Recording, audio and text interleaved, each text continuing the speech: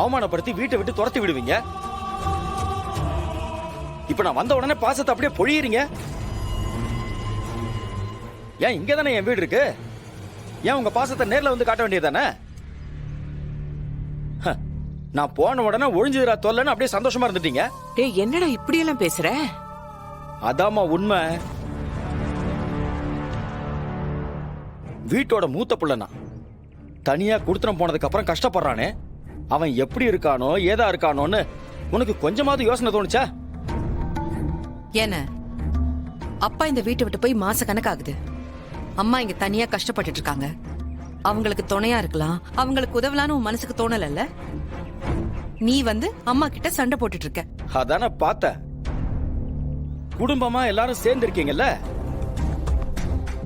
எதுக்கு சேர்ந்திருக்கீங்க, என்ன திட்டம் போடுறீங்கன்னு நான் எல்லாத்தையுமே தெரிஞ்சுட்டு தான் வந்திருக்கேன். அண்ணா தேவையில்லாம சத்தம் போட்டுக்கிட்டு இருக்காத. என்ன பிரச்சனை உனக்கு? பிரச்சனையா? நீ தானே இது எல்லாத்துக்கும் மூல காரணம். அப்பேற்பட்ட நல்ல மனுஷனை தூக்கி போட்டுட்டு இங்க வந்து உட்கார்ந்துகிட்டு குடும்பத்துல குழப்பம் பண்ணிட்டு இருக்கல நீ.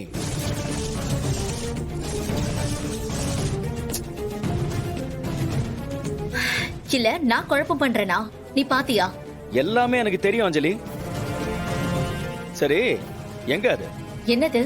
அதான் அப்பா ஏதோ இன்ஜின் கண்டுபிடிச்சிருக்காராமே,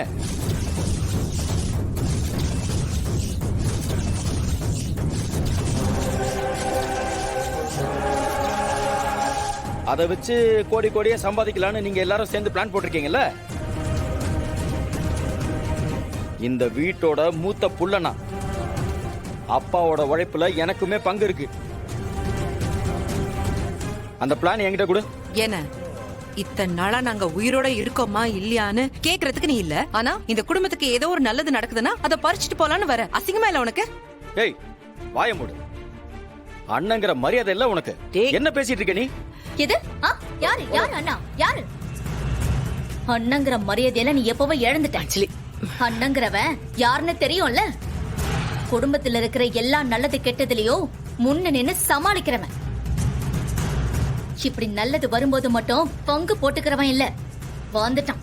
ஐயோ, நீங்க தான் இந்த குடும்பத்துல எல்லாத்தையும் பாத்துட்டு இருக்கீங்களா?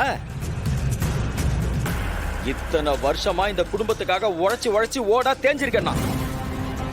நியாயமா பார்த்தா அப்பாவோட எல்லா சொத்தும் எனக்கு தான் சேரணும். உங்களை எல்லாம் கட்டி கொடுத்தாச்சுல்ல, அதுக்கப்புறம் இங்க என்ன வேலை உங்களுக்கு?